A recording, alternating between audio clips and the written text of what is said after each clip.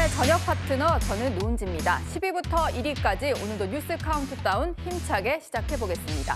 오늘도 한 가지 소식만 살짝 공개하고 가겠습니다. 오늘 법원이 김건희 여사에게 징역 1년 8개월을 선고했는데요. 통일교 금품수수 의혹은 유죄로 인정됐지만 일부 다른 혐의가 무죄로 선고되면서 여권의 반발이 거셉니다. 잠시 뒤에 자세히 살펴보겠습니다. 오늘도 여러분들의 댓글을 기다립니다. 좋은 댓글을 남겨주시면 제가 생방송 중에 소개해드리겠습니다. 저는 잠시 뒤에 돌아옵니다.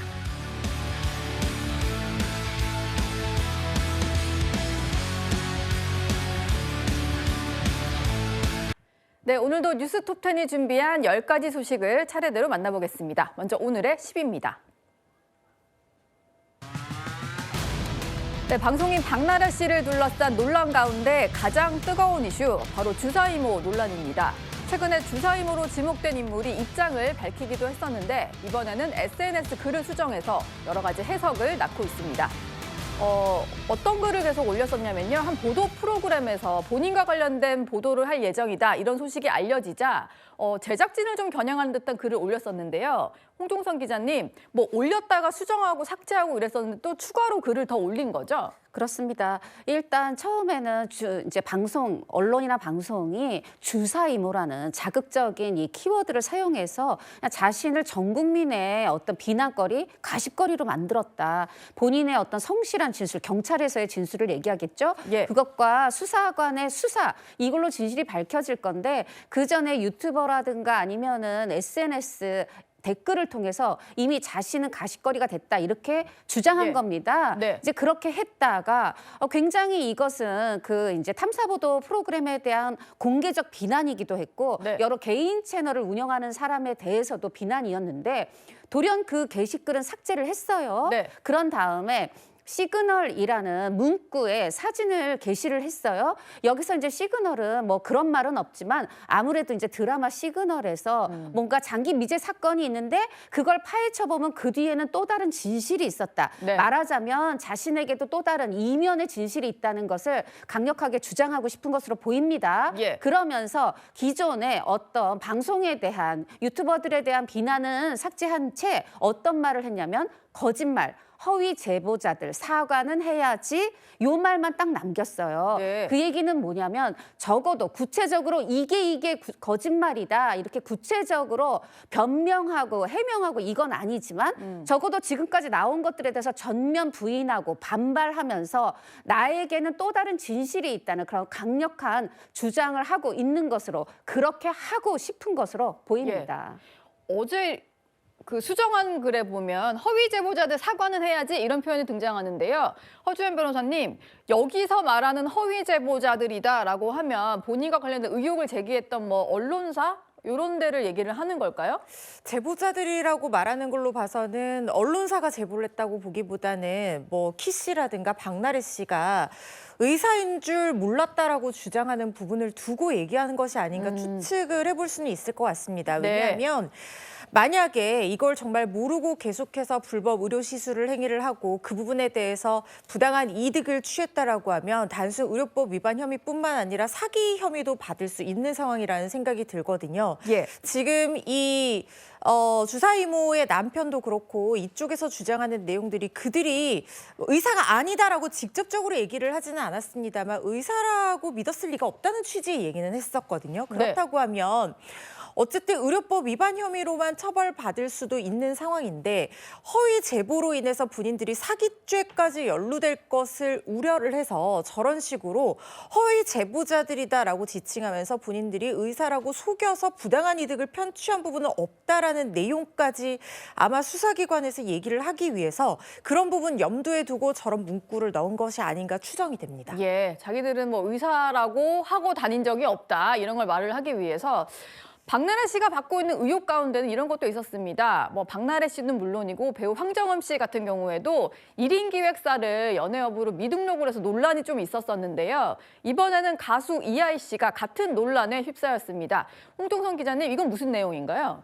사실 이제 지난해에도 우리 뉴스탑10에서 여러 번 여러 아티스트들, 여러 연예인들의 이 대중문화 예술 기획업에 대한 미등록에 대해서 말씀을 드렸어요. 이게 예. 대대적으로 시끄러웠고 그래서 정부 당국이 지난해 말 2025년 12월 말까지 계도 기간을 뒀거든요. 네. 사실 그 정도로 대대적으로 보도가 나오면 그리고 계도 기간이 있으니까 그 안에 다 등록을 했겠지라고 생각을 했는데 그중에서 이제 예를 들면 황정음 씨는 여러 가지 이제 본인 소속사에 대한 돈에 대한 배임, 횡령 이런 문제가 있었는데 이런 횡령 부분을 다 변제하기도 했고 또 이제 뒤늦게지만 이제 등록을 마쳤다 네. 이렇게 알리기도 했습니다. 그런데 이제 박나래 씨는 지금 알고는 있는데 제가 지금 전 소속 매니저들이 다 나갔고 또 당장 연예계로 복귀한다는 보장이 없기 때문에 소속 아티스트도 없는 상태여서 사실 이걸 신고해야 되나 이런 부분도 있고 여러 가지 폭로성에 대응을 하느라 여력이 없습니다. 요 정도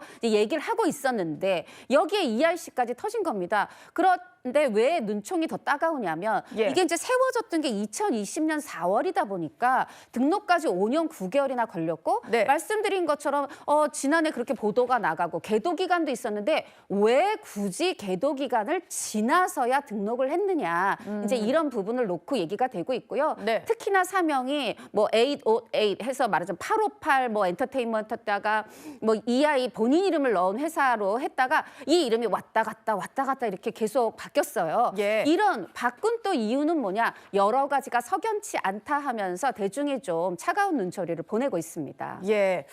뭐 현재 ERC가 소속된 소속사도 있다 보니까 여기에선 좀 무지에서 비롯된 불찰이었다. 좀 해명은 내놓은 것 같습니다. 오늘의 11호 만나봤고요. 이번에는 9위로 넘어갑니다.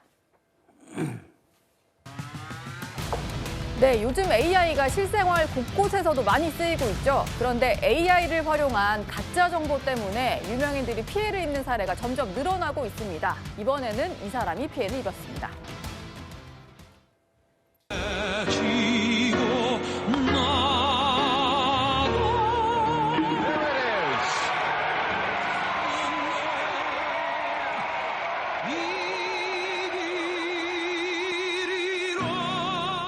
자신감? 그냥 내 스스로가 어느 순간 내가 하는 행동이 좀 되게 좀 더 자신 있어 보이고 그리고 더 당당해 보이고 이런 게 좋아 보였었던 것 같아요.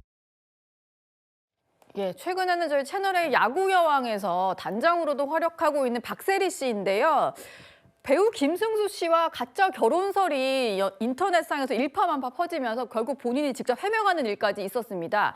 최소영 평론가님, 저도 이 가짜 영상이 너무 많이 돌아다니길래 봤었는데 결국 본인이 해명을 하는 지경에 이르렀어요. 그만큼 정교해요. 그리고 이제 대중들이 사실로 믿을 정도로 그렇게 이제 파급력 있게 전달되고 있는데 특히 우리 사회는 조금 뭐랄까 선동적 가짜 뉴스에 좀 취약한 그런 구조를 갖고 있는 그런 사회인데 그러다 보니까 이제 우리 정부가 이제 이런 데 대해서 그러니까 AI 생성형 AI를 통해서 뭘 만들었을 때 콘텐츠를 만들었으면 이게 그거라고 고지를 해야 된다고 얘기하지만 실제로 유튜브들은 그렇게 규제를 받지 않아요. 우리 뭐 지상파나 종편 이런 데는 다 이제 자막에 넣고 이제 이렇게 하는데 딴 데는 그렇게 안 하거든요. AI로 제작한 영상입니다. 그렇습니다. 요런 딱 거꼭 고지를 해야 돼요. 붙여야 근데 되죠. 유튜버들은 그런 게 없기 때문에 지금 뭐 피해 사례들 보면은 뭐 주식 투자 전문가가 마치 이제 자기가 한 것처럼 했다고 해서 지금 뭐 경찰을 고발한 사건도 있고 심지어 손흥민을 사칭한 비슷하게 나온 그런 이제 컨텐츠도 많아요. 그러다 보니까 저는 이렇게 생각합니다. 이 생성형 AI가 만든 걸 또 다른 AI가 또 학습해가지고 다시 또 진화시켜요. 이런 게 하다 보니까 너무 진화 속도가 빨라서 우리가 규제를 하긴 하는데 규제의 속도가 AI의 진화 속도에 빛을 못 따라가는 거예요. 그러다 보니까 저는 이렇게 생각합니다. 우리 공론장의 질서는 물론 규제라든가 정부의 어떤 그런 지침으로 인한 약간의 그런 방어 허들도 있겠지만 더 중요한 거는 우리 국민들이 이걸 걸러낼 수 있는 일반 필터링 능력을 가져야 되는데 그게 제일 좋은 방법은 이렇게 이제 공신력 있는 채널을 보거나 아니면 레거시 미디어라고 하는 전통적인 방식을 통해서 정보를 흡수하는 게 가장 좋고 아니면 유튜브를 본다고 하더라도 최소한 그걸 한 번쯤은 걸러낼 수 있는 문제의식을 갖고 봐야지 무조건 유튜브에서 돌아다닌다고 사실관계를 믿으면 저는 가짜 결혼설에도 반응하게 되는 그런 이제 역기능이 생겨나는 겁니다. 그러니까 가장 좋은 거는 역시 우리 공론장의 그런 전통적인 뉴스 미디어를 보는 게 가장 좋겠다는 말씀드립니다. 전통적인 뉴스 톱10을 보시면 될 것 같아요. 박세리 씨가 이제 직접 해명한 걸 보니까 결혼할 때 내가 직접 말씀드리겠다. 그러니까 본인이 밝히지 않으면 가짜라고 생각하시면 될 것 같고요. 장현주 부대변인님, 같이 좀 연루가 돼서 난감할 수 있는 배우 김승수 씨도 본인의 드라마가 곧 공개가 되는 것 같은데 제작 발표에서 해명을 좀 한 것 같아요.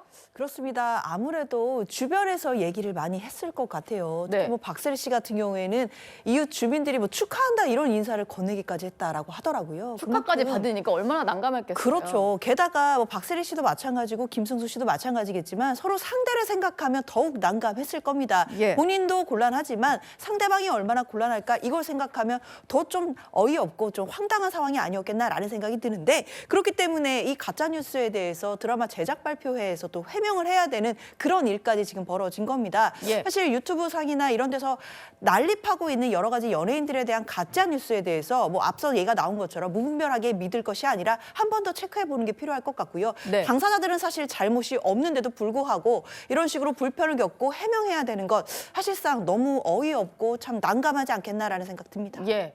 뭐 이런 피해 사례는 하루 이틀 일이 아닌데요. 앞서 배우 신혜라 씨는 본인의 사망설에 직접 해명을 하는 처지에 놓이기도 했습니다.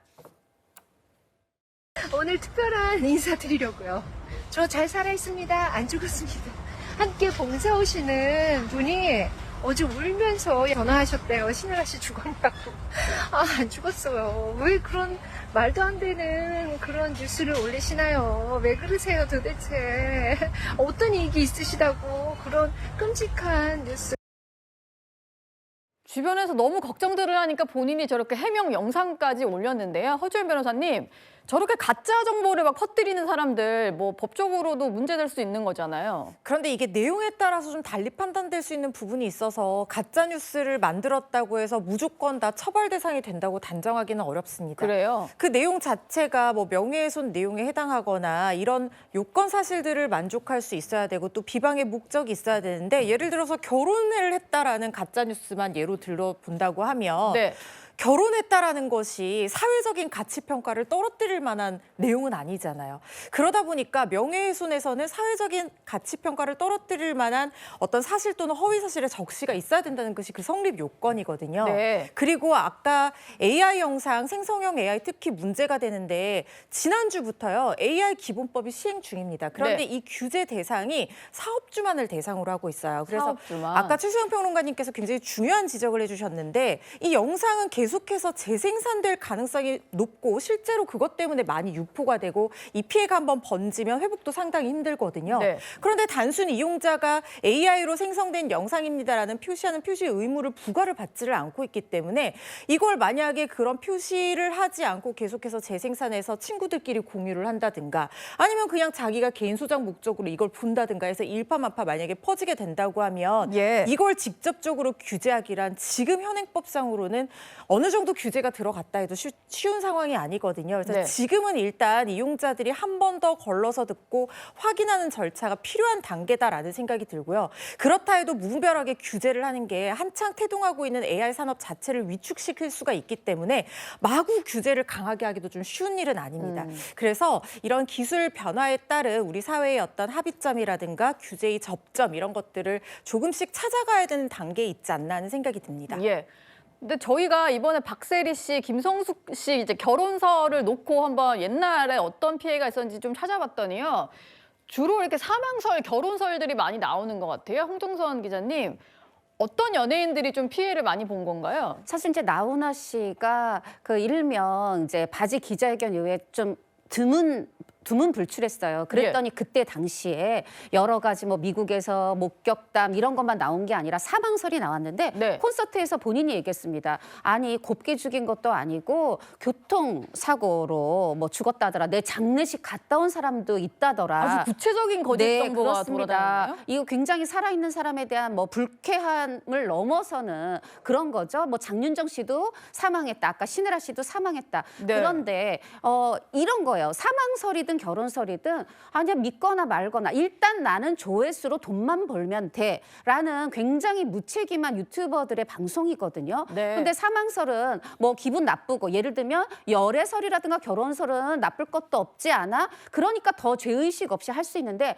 그렇지 않습니다. 예를 들면 김승수 씨가 지금 드라마 제작 발표를 해요. 그러면 네. 드라마가 방영된다는 얘기입니다. 네. 그런데 결혼설이 나요. 이건 많은 시청자가 김승수 씨의 어떤 캐릭터에 빠져들 수 있는 저는 이걸 방해하는 굉장히 나쁜 행위예요. 그리고 김승수 씨가 앞으로 광고를 광고 모델이 된다든가 여러 네. 가지 이미지, 연예인에게 이미지는 굉장히 중요하거든요. 네. 그런데 연예인의 어떤 이미지라든가 이후에 드라마 인기, 광고 이익 이런 건 생각하지 않고 본인들 조회수만 생각하는 이런 행태에 대해서는 정말 문제가 있고요. 아까 최수영 평론가 말씀하신 것처럼 앞으로 AI는 정말 이게 진짜인 것 같은 열애 영상도 결혼 영상도 심지어 상견례 영상도 만들어낼 거거든요. 네. 그런데 그런 것에 대해서 웬만하면 정말 믿지 않으셔야 되겠습니다. 예.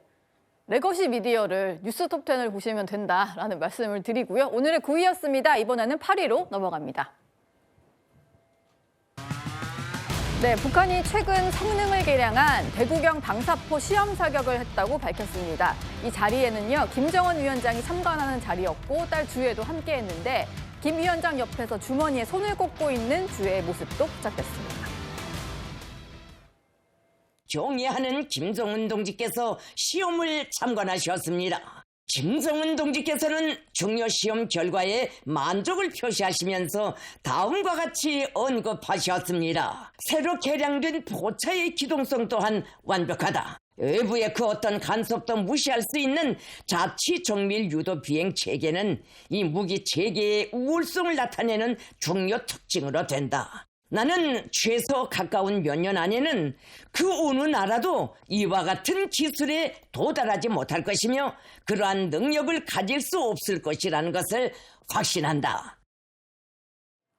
함께 다니면서 참관하는 모습을 저희가 처음 본 건 아닙니다만 신년에 여러 가지 이제 김주혜의 등장 모습을 저희가 많이 보고 있습니다.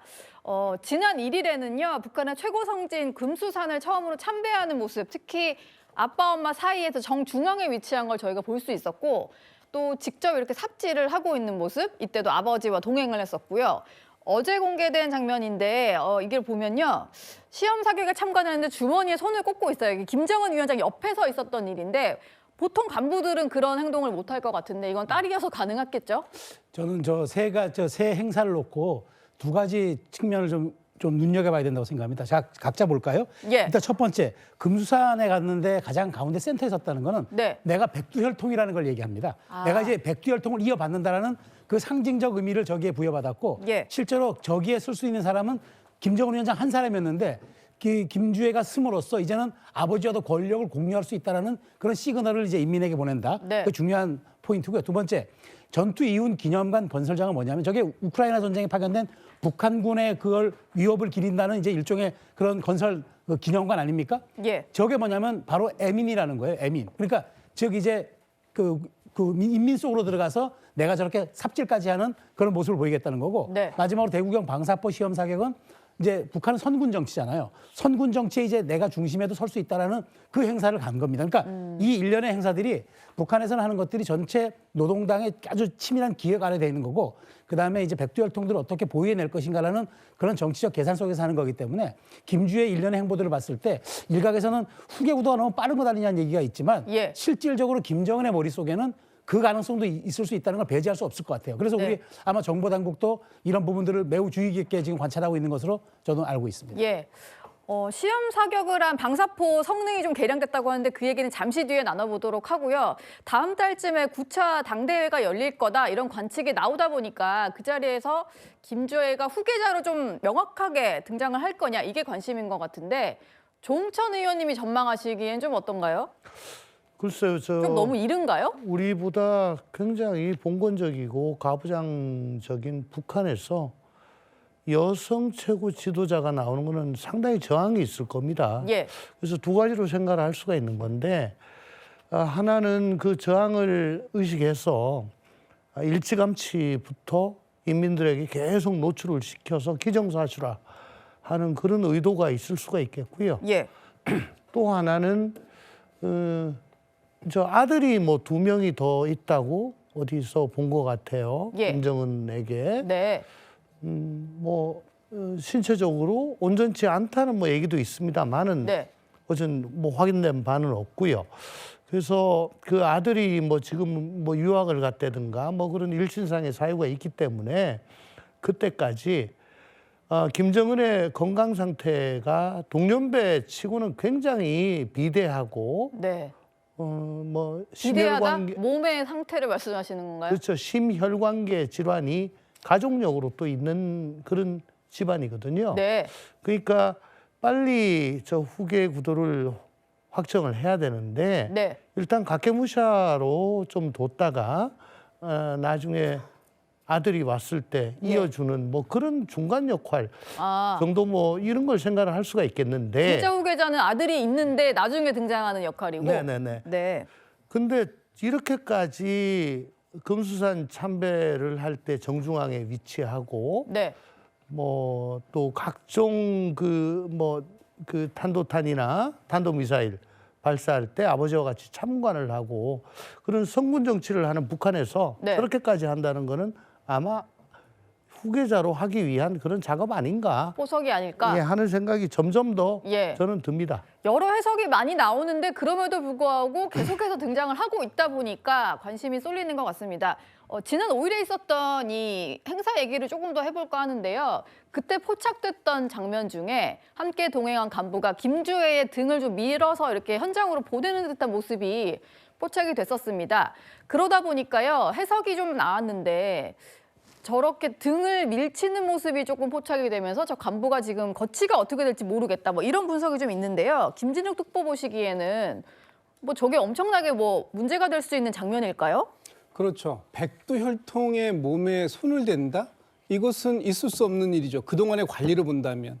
근데 김주혜가 아직 뭐 어린 지금 뭐 청소년 정도 되는데 예. 그 자리를 잡지 못했기 때문에 저 옆에 가서 같이 해 이런 취지로 등을 밀었는지는 모르겠지만 네. 어쨌든 저런 행위가 그동안 북한에서 백두혈통에게 전통적으로 해왔던 행위와는 너무나 다른 모습이기 때문에 예. 지금 오히려 저 지금 손을 대고 있는 저 사람이 뭔가 징계를 받을 상황에 처하는 거 아니냐 이런 이제 분석들이 지금 우리 언론들을 통해서 나오고 있는 거 아닙니까? 예. 근데 이제 조금 더 지켜보고 우리 그 관계 당국에서도 지금 이제 이 이후의 상황들에 대해서 볼 텐데 아직 저 그 장면을 우리가 찍은 게 아니라 북에서 송출한 거 아닙니까? 그렇죠. 그렇다면은 북에서 저 장면을 왜 송출했을까?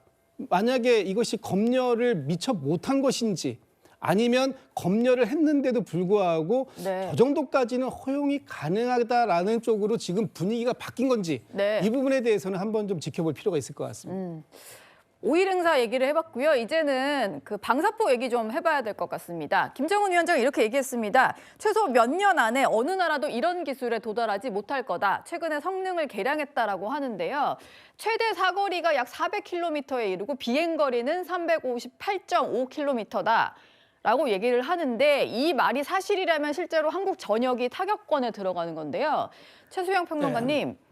어느 정도의 좀 실질적인 위협이다라고 저희가 봐야 될까요? 뭐 저 대구경 방사포 정도는 우리 입장에서 봤을 땐 위협인 거죠. 왜냐하면 예. 우리를 사정권을 하고 있고 저 파괴력이 있기 때문에. 네. 근데 우리 저렇게 재래식 무기로 치면은 우린 더한 것도 갖고 있어요. 우리 현무를 갖고 있거든요. 예. 현무는 실질적으로 주석궁을 정밀 타격해가지고 콘크리트를 부수고 갈 정도의 핵탄두, 그러니까 그 위협적인 탄두, 핵탄두는 아니지만 탄두를 장착하고 있어요. 그러니까 북한이 저렇게 재래식 무기를 가지고 최근에 다시 꺼내든 이유는 핵 경쟁에서는 지금 우리도 이제 그 말하자면 핵잠을 갖겠다고 지금 미국과 예. 협의 중에 있잖아요.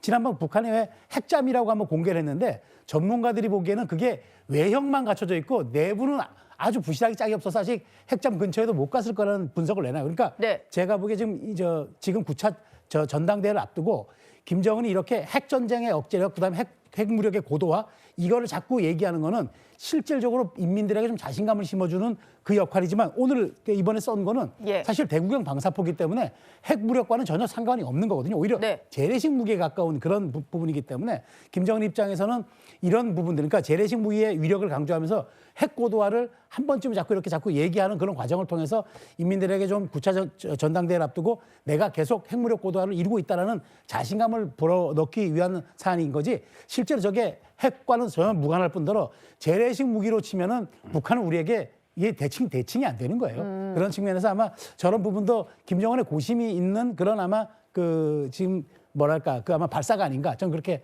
생각합니다. 예. 그리고 또 이런 얘기를 했는데 이번 활동의 목적은 핵전쟁 억제력을 더욱 고도화하기 위한 거다. 그리고 앞으로 있을 9차 당대회에서 다음 단계의 구상들을 천명하게 될 거다. 이런 얘기를 밝혔는데요. 이거는 김진욱 특보께 좀 여쭤볼까요? 9차 당대회 때 여러 가지 일들이 있을 것 같아서 저희가 주목하는 일정인데 핵전쟁도 언급을 했고요. 다음 단계 구상이라고 하면 어떤 것들을 좀 예상해 볼 수 있을까요? 그동안 북한의 김정은은 여러 차례 뭐 핵이라든지 뭐 이런 부분들에 대한 얘기를 했죠. 그런데 사실 이 다음 단계가 뭔지는 아직까지는 명확하진 않습니다만 예. 핵을 개발했다라는 것은 이 탄두를 개발했다라는 뜻이고 네. 핵 무기가 완성이 되려면 두 가지가 필요하죠. 실어 나를 게 필요해요. 그거 중에 하나가 이제 미사일이라는 거지 않습니까? 네. 그래서 뭐 대륙간 탄도 미사일 같은 거 또 뭐 수천 킬로를 수만 킬로를 만 킬로 이상을 날아가야 어쨌든 미 대륙까지 갈 수 있는 거니까요. 그거 하나하고 지금 좀 전에 말씀 주셨던 것처럼 핵잠수함, 네. 잠수함이 필요한 거는 근거리까지 이동을 하고 거기에서 어디에서 쐈는지 추적할 수 없는 그런 기밀성, 기동성을 가질 수 있는 것이 이제 핵잠수함이기 때문에 네. 그 두 가지에 대해서 더 고도화시키는 과정을 거쳐갈 것이다. 그래서 아마도 지금 이제 SLBM이라는 것이 이제 잠수함에서 발사하는 미사일을 얘기하는 건데 네. 거기에 핵탄두를 실을 수 있는 그래서 굉장히 위협적인 부분을 가야 될 텐데 그러게 하기 위해서는 지금 이제 저희도 핵 추진 잠수함을 저희는 추진하고 있습니다만 예. 저 핵 잠수함에 핵탄두만 실을 수 있는 것이 아니라 저것이 밀항성을 가지려면 분명히 핵 추진 그 원자력 잠수함까지 가야 되는 단계이기 때문에 네. 이 부분에 대해서 어디까지 진행시킬 수 있는지 아마 그런 비전을 좀 제시하려고 하는 게 아닌가라는 생각이 듭니다. 예. 김정은과 김주애 부녀의 일정 저희가 8위로 만나봤고요. 이번에는 7위를 공개하겠습니다. 네, 국민의힘 내용의 중심에 서 있는 한동훈 전 대표인데요. 오늘 영등포의 한 영화관에서 모습을 드러냈습니다. 국민의힘 윤리위원회 제명 결정 이후에 처음 공개 행보에 나선 겁니다.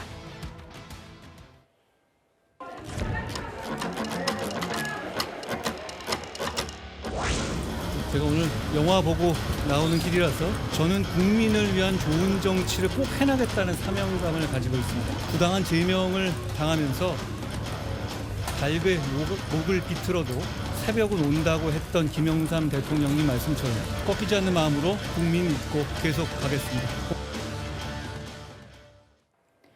당 목을 비틀어도 새벽은 온다. 이게 김영삼 전 대통령의 발언인데 오늘 기자들의 질문에도 이렇게 답변을 했습니다. 조홍천 의원께 좀 여쭤볼게요.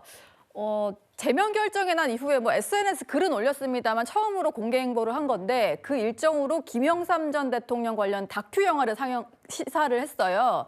왜 이 일정을 택한 걸까요? 방금 앵커께서 말씀하신 대로 그 YS가 그 11.6 전에 예. 국회에서 그 제명을 당한 적이 있죠. 예. 아마 사상 초유일 겁니다. 그때 제명을 당하고 하신 말씀이 닭의 목은 비틀어도 새벽은 온다. 라고 하는 정말 그 명언을 남기신 분이 김영삼 전 대통령이고 예. 정말 그 명언처럼 그 이후에 부마 사태가 전국 벌어지고 예. 또 당시 김재규 중앙정보부장이 내려가 봤더니 이거 안 된다. 네. 이대로 못 간다라고 얘기했다가 차지철 등 강경파한테 부딪히니까 이건 이래서 안 되겠다 해가지고 벌인 게 11.6 그 사건이잖아요. 네. 그리고 정말 새벽은 잠시 왔었습니다. 뭐 그런 일대기를 아마 저 YS 다큐 영화에서 다루고 있는 건 아닌가. 네. 자신의 처지도 지금 당권파에 의해서 제명 내일이 됐건 예. 다음 주가 됐건 네. 아마 제명 처분을 확정하지 않을 것인가. 예.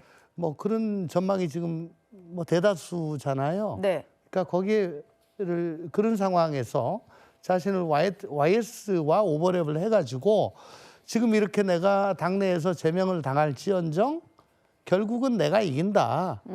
그런 메시지를 은유적으로 뭐 좀 얘기하고 싶어서 예. 그리고 그 주말에 집회를 하는데 뭐 많이 좀 참석해달라 네. 독려를 좀 하고 있지 않습니까? 아, 그쵸. 그러니까 자기 팬덤과의 접촉면을 좀 느리는 그런 효과도 있고 하는 뭐 그런 다방면인 것 같은데 예. 다만 YS는 반대 정파에 의해 가지고 제명을 당했는데 네. 지금 한동훈 전 대표는 같은 당에서 지금 제명을 당할 처지입니다. 네. 이게 뭐 똑 들어맞나 그건 잘 모르겠습니다. 유신 말기에 김영삼 전 대통령이 처했던 상황 그리고 독재 정권과의 어떤 부딪히는 과정에서 나왔던 발언인데 친한계인 신지호 전 의원은 뭐 이런 얘기를 하는 것 같아요. 김영삼이냐 전두환이냐의 노선 투쟁을 지금 한동훈, 장동혁의 갈등이 보여주고 있다. 장현주 부대변인님, 이 얘기는 좀 어떻게 들으셨나요? 일단 김영삼 전 대통령의 처지를 본인과 좀 이제 비교를 하면서 동일시하는 것 같아요. 그렇죠. 만약에 한동훈 전 대표의 논리대로라면 사실상 국민의힘 입장에서 보면 국민의힘이 독재 정권처럼 될 수 있기 때문에 이 부분을 두고는 아마 저는 한동훈 전 대표의 또 반대하시는 국민의힘 내부 지지자들 입장에서는 또 격앙될 수밖에 없는 또 그런 표현이 아닌가라는 생각은 듭니다. 사실 뭐 지금 계속 얘기가 나오는 것처럼 한동훈 전 대표가 결국 국민의힘의 어떤 당권파들과 사실상 각을 세우는 모양새가 됐는데 네. 이런 부분들이 사실 정치적인 논리 싸움에서 더 나아가서는 이제 감정 싸움으로까지도 격화되는 모양새이거든요. 사실상 뭐 내일이면 장동혁 대표가 한동훈 전 대표에 대한 제명을 결국 결정하지 않겠느냐라는 분석들이 많이 나오고 있는 상황이기 때문에 사실 이렇게 격화되는 표현과 정치적인 언사는 사실 내일을 기점으로 해서 더욱 폭발할 수도 있겠다라는 생각도 듭니다. 예. 뭐 당내에서는 친한계에서도 징계, 그러니까 제명 처리 가능성이 높다고 전망하는 상황인데요. 그러니까 자연스럽게 이제 한동훈 전 대표의 선택지에 정치권의 관심이 주목되고 있습니다. 오늘 정성욱 의원이 한 라디오에서 신당은 없다 이렇게 일단 선은 그었습니다. 일단 신당을 만들고 할 그런 생각은 전혀 없고요. 일단 만약에 제명이 되더라도 파괴력이나 영향력, 한동훈이 필요하다는 그런 여론은 당연히 또 나올 거기 때문에 저희 의원들은 당연히 당에 남아서 당의 변화를 자꾸 요구해야 되고 또 한 전 대표가 다시 돌아올 때를 대비해야 되기 때문에 얘기를 들어보면 뭐 나가서 당을 꾸리거나 이러지는 않을 거고 남아서 한 전 대표 돌아오는 걸 좀 대비를 해야 된다 이런 얘기를 하는데요. 송영우 대변인님, 선택지가 여러 가지가 있을 수는 있을 것 같은데 가장 좀 가능성이 높은 선택지 현재로서는 어떤 게 있을까요? 일단 저 중에 가장 가능성이 낮은 건 확연하게 어떤 건지 보입니다. 낮은 거? 예. 신당 창당은 제가 알기로는 가능성이 없습니다. 네. 한동훈 전 대표 본인도 그런 생각을 하고 있지 않고 예. 주변에서도 그런 의지를 알고 있기 때문에 신당을 만들자는 이야기는 하지 않는 것으로 알고 있습니다. 네. 그렇다면 이제 한동훈 전 대표에게 남은 선택지는 법적인 대응을 할 것이냐, 정치적인 대응을 할 것이냐, 혹은 그 두 가지를 병행할 것이냐인데 어찌되었든 본인이 이 당에 지금 퇴행을 바로잡겠다라고 하는 의지는 강력하기 때문에 당에 돌아올 수 있는 방향을 선택할 것 같습니다. 만약에 제명이 정말 결행이 된다면요. 네. 그리고 오늘 한동훈 전 대표의 그 김영삼 전 대통령 다큐멘터리 영화 시사회 참석에도 지금 서울,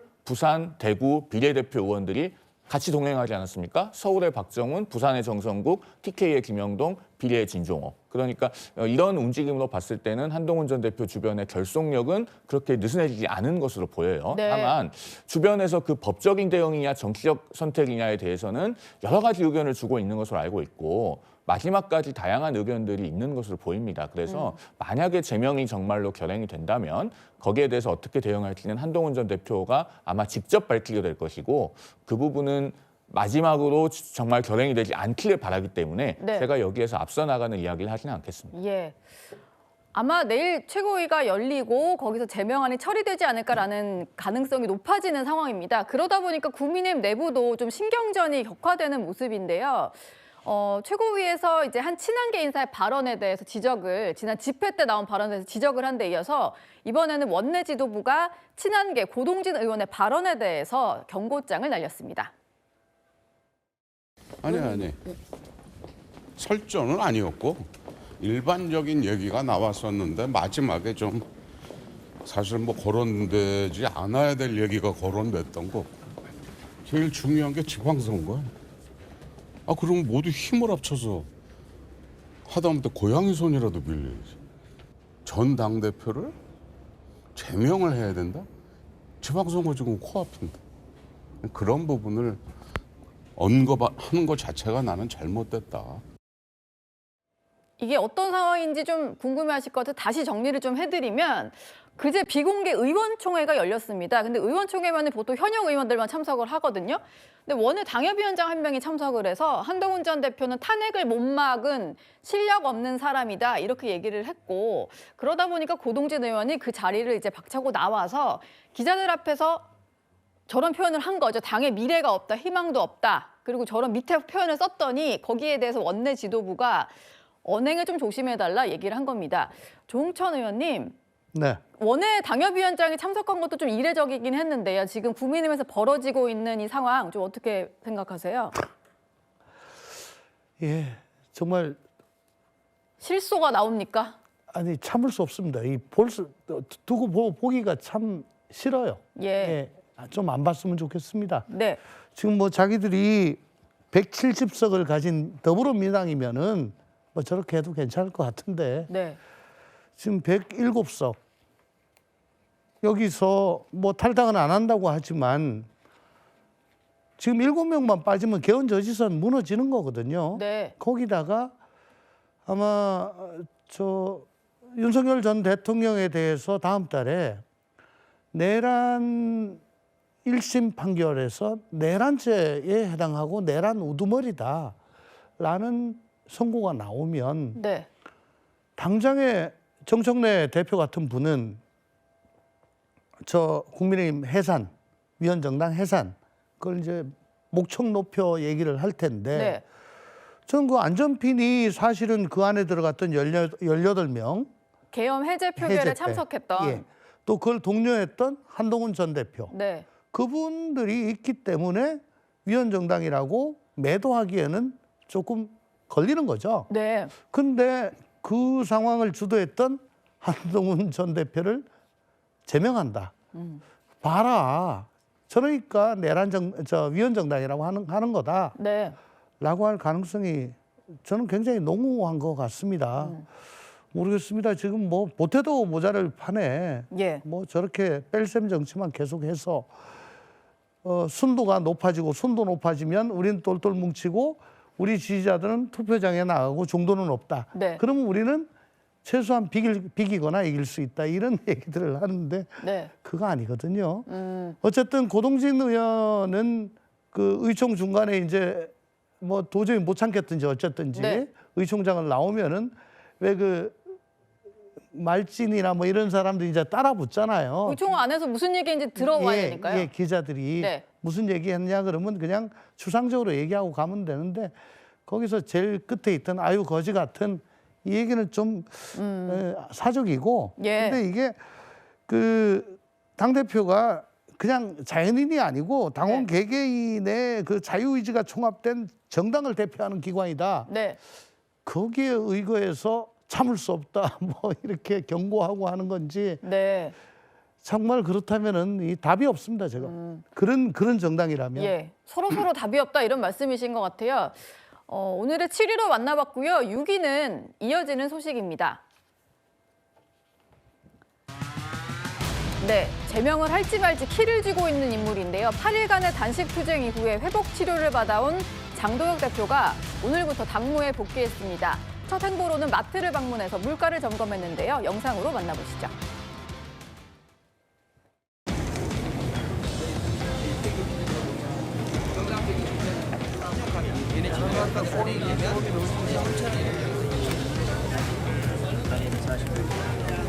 대표님 하나 사주세요. 네. 국민들한테는 그런데 또 우리 식당하거나 이렇게 소비해야 되는 우리 자영업자들한테는 부담인데. 이거는 반값도 안 되는 할인을 많이 해주세요. 위장이 또 많이 됐다. 우리 서민들은 하루하루 평범한 밥상에서 행복을 느낍니다. 이렇게 물가가 우리 서민들의 일상의 삶을 위협하고 있는데도 불구하고 계속해서 현금을 살포하는 것은 당뇨 환자에게 설탕물만 먹이는 것과 같다고 할 것입니다. 어제도 미국과의 관세 협상 얘기에 대한 글을 SNS에 올렸었고요. 오늘도 민생 행보를 하면서 이재명 정부를 좀 저격하는 얘기만 했는데 김진욱 특보님, 사실 내일 최고위를 열면서 복귀를 해도 됐을 텐데 오늘을 복귀 날짜로 정한 데는 뭔가 이유가 있겠죠, 당연히? 당연히 이유가 있겠죠. 정치인의 일정, 행보 이것은 다 메시지로 읽히는 거 아닙니까? 예. 그런데 일단 제가 드리고 싶은 말씀 첫 번째는 건강을 좀 회복하신 것 같아서 정말 다행스럽다. 그리고 또 한 가지는 그 첫 번째 일정으로 민생을 챙기는 모습이어서 다행스럽다. 그래서 이 모습들이 일시적으로 보여주기 위한, 그리고 내일 최고위원회의를 앞두고 뭔가 첫 일정으로 복귀하자마자 한동훈부터 제명시켰냐라는 비판을 받지 않으려고 오늘 이런 일정을 잡으신 생각이 들긴 합니다만, 예. 그럼에도 불구하고 잘했다. 그러면 이것을 이번에 국회에서 지금 산적해 있는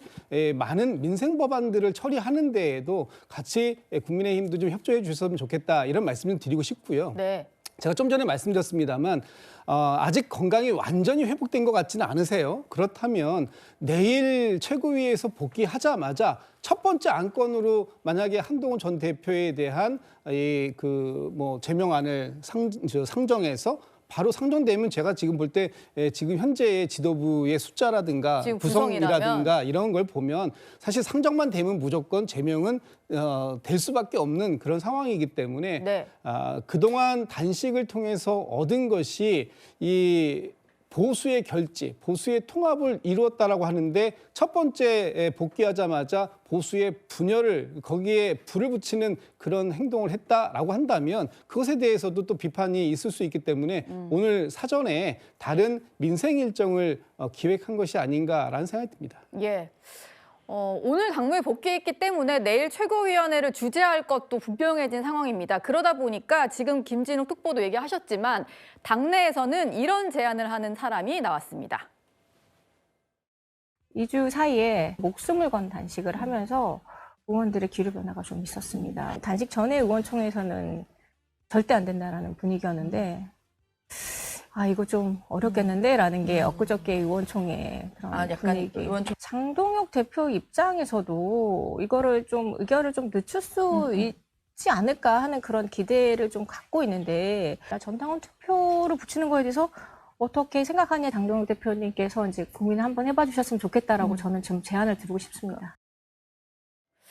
일단 의결을 해야 될 게 한 2가지 정도인 것 같은데 한동훈 전 대표의 제명 여부 그리고 김종혁 전 최고위원도 탈당 권고를 윤리위에서 결정을 했기 때문에 이 부분이 아닐까 싶은데요. 일단 김소희 의원이 제안한 것은 전당원 투표를 한번 해보면 어떠냐. 그리고 시급하게 내일 처리하지 말자 이런 얘기였는데요. 송영훈 대변인 저 제안을 받아들일 가능성이 있을까요? 여기는 2026년에 대한민국이지 기원전 고대 그리스 아테네가 아니지 않습니까? 예. 정당이 도편 추방제를 하면 되겠습니까? 다수가 어떤 특정한 인사가 정치적 경쟁 관계에 있고 마음에 안 들고 눈에 가시라고 해서 그러면 전당원 투표를 붙여서 다수가 찬성하면 제명해서 내보내자 이렇게 하면 되겠습니까? 예. 그러니까 전당원 투표라고 하는 것은요. 헌법이 요구하는 정당의 민주적 운영과는 매우 거리가 먼 발상입니다. 적어도 제명에 관해서는. 예. 그래서 언뜻 들으면 중재안 같지만은 사실 우리 헌법이 요구하는 정당의 본질에는 맞지 않다라는 말씀을 드리고요. 예. 애초에 이 한동훈 전 대표에 대한 제명 시도는 헌법이 보장하는 익명 표현의 자유와도 배치되는 것이고 헌법이 부정하는 연좌제적인 소지가 다분하고 그리고 헌법이 요구하는 정당의 민주적 운영에 반하는 것입니다. 징계 시도 자체가 헌법적 가치에 반하는 것이기 때문에 네. 이건 일단 징계를 하지 않기로 되돌려야 되는 거예요. 그 밖에 어떤 전당원 투표 같은 기교적인 발상은 제가 봤을 때는 이 문제를 해결할 수 있는 답이 아니라고 봅니다. 예. 지금 장 대표가 복귀를 하면서 해법을 놓고도 광역단체장들 간의 의견이 엇갈리는 것 같은데 먼저 이철우 경북지사 얘기를 좀 짚어보겠습니다. 오늘 한 라디오에 출연해서 정권을 뺏긴 주역인 한동훈 전 대표는 징계해야 된다. 장동혁 대표는 늘 옳았다 얘기를 했고요. 계엄으로 탄핵까지 할 일인가 이런 얘기를 했는데요. 장현주 부대변인님. 현역 단체장입니다. 국민의힘 소속. 계엄으로 탄핵할 정도였나 이런 얘기가 나왔네요. 너무 무리한 발언이었다라고 생각합니다. 뭐 의도는 알겠습니다. 뭐 정치적으로 장동혁 대표에게 힘을 좀 실어주고 거의 예정되어 있다라고 봐도 될 만한 한동훈 전 대표에 대한 어떤 제명 처분에 대해서 좀 정당성을 부여하고자 여러 가지 취지에서 나온 발언이겠거니라는 생각은 들지만 사실 금도를 넘은 무리한 발언이다라는 생각은 듭니다. 예. 계엄으로 탄핵까지 할 일이었나 이런 취지인 것인데 사실 12상 불법 계엄은 이미 사법부의 판단을 통해서 내란이고 그것도 위로부터의 내란 친위 쿠데타다라고 명명된 사건입니다. 물론 이것 같은 경우에는 1심 재판이기 때문에 앞으로 뭐 항소심이 남아있다라고 국민의힘에서는 또 주장할진 모르겠지만 적어도 첫 번째 사법 판단으로 12.3 불법 계엄이 내란이라고 지금 판단이 나온 상황인데 이것을 이렇게 무리한 논리를 얘기한다라는 것 자체는 사실 정치적인 뭐 이해관계가 있다라고 하더라도 사실 국민들 보시기에는 보편적인 상식으로 이해되지 않는 논리라는 생각이 든다라고 보이고요. 이만큼 사실 장동혁 대표와 국민의힘이 한동훈 전 대표를 결국에 내치겠다는 의사를 보이면서 그 과정에서 점점 더 오른쪽으로 가면서 본인들을 고립시키고 있는 것 아닌가라는 생각이 듭니다.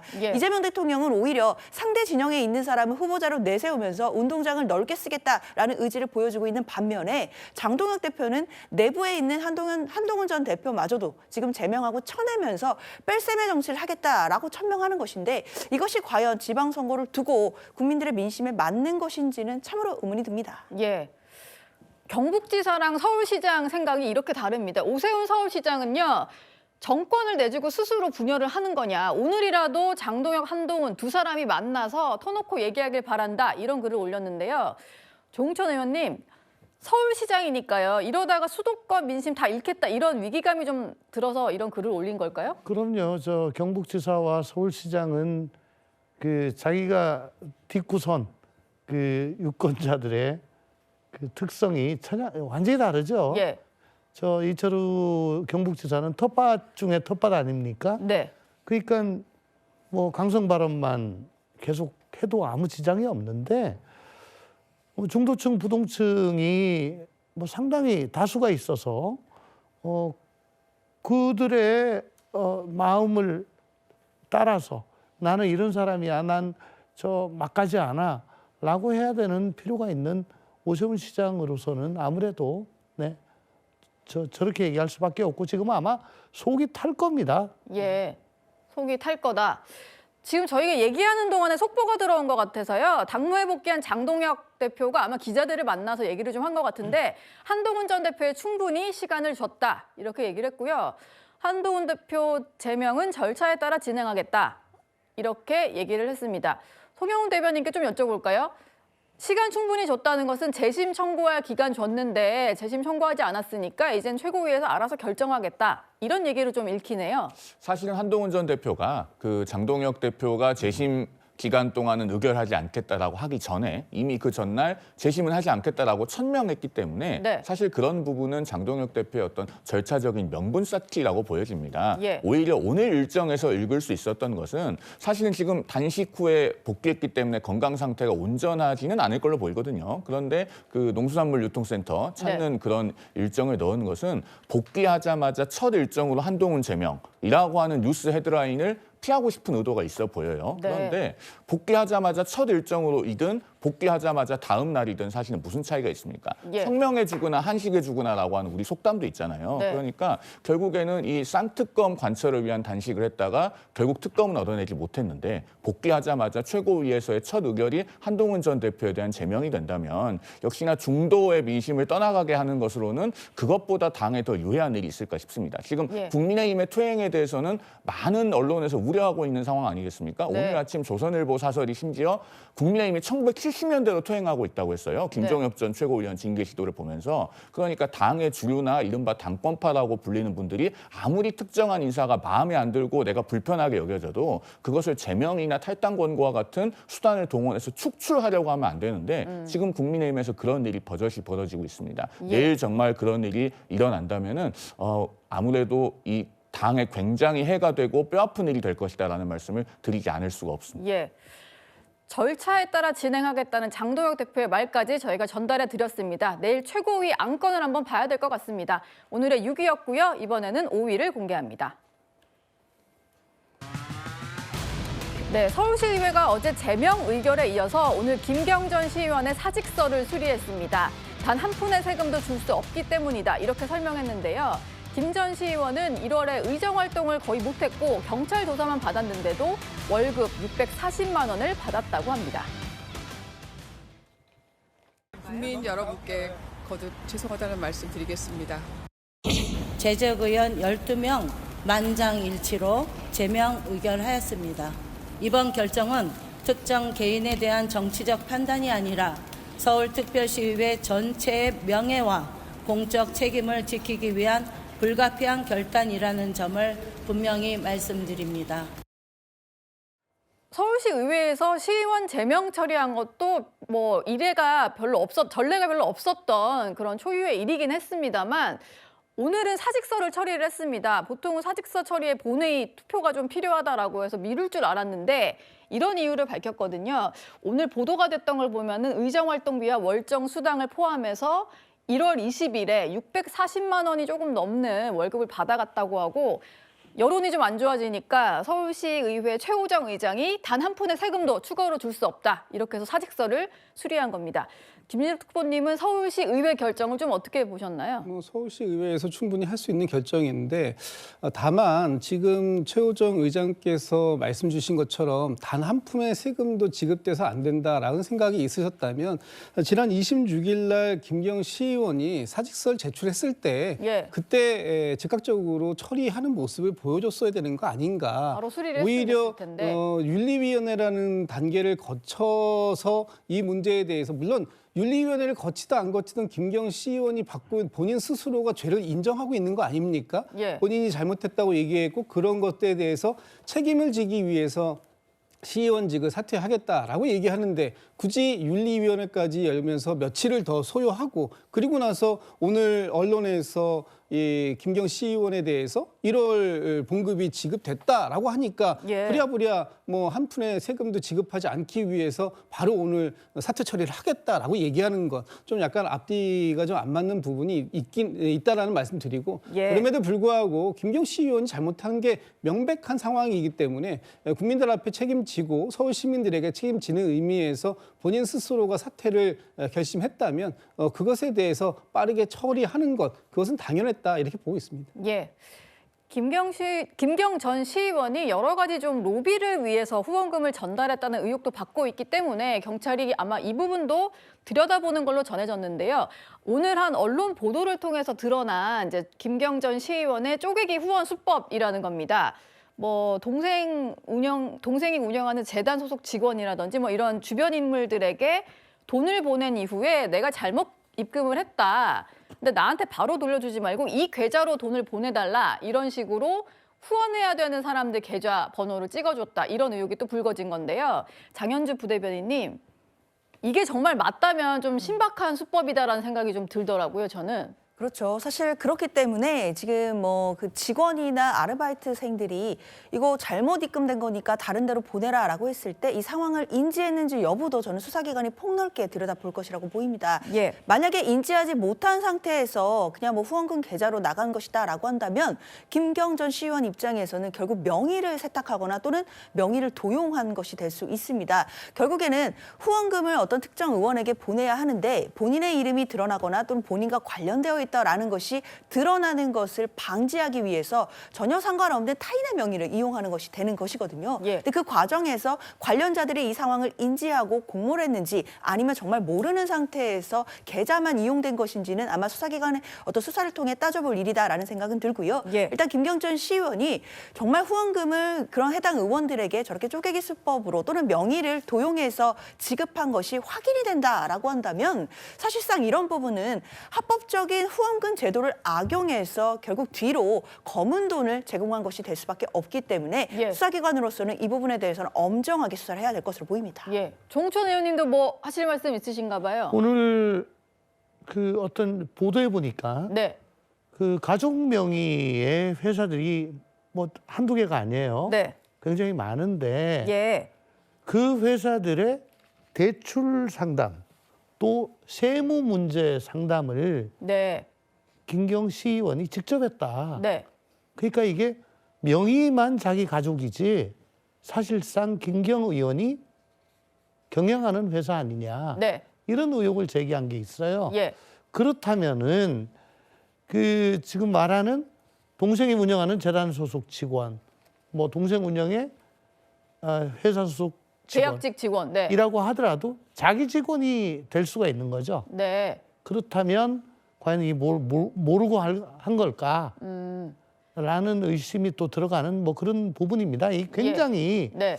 글쎄요, 좀 보면 볼수록 대단하신 분 같아요. 네. 예.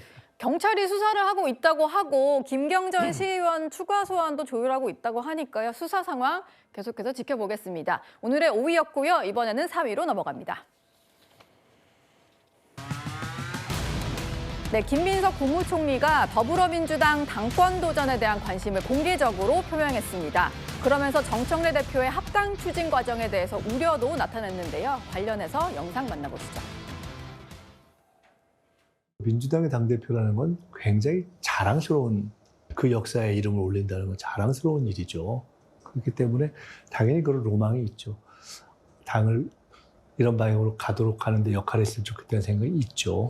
그날 그런 방식으로 발표될 거다 하는 거는 몰랐습니다. 근데 다만 저는 오래된 그리고 원래부터 그리고 원칙적인 민주 대통합론자입니다. 자연스럽게 언젠가는, 그리고 원래 정상적인 상황이었다면 조국 대표도 민주당에서 정치를 하고 거기 계신 분들도 대부분 민주당에서 하는 것이 맞지 않는가라는 생각을 저는 원래부터 하고 있습니다. 다만 이 시점에 그런 방식으로 이렇게 제기돼서 많은 논란이 되고 있지 않습니까?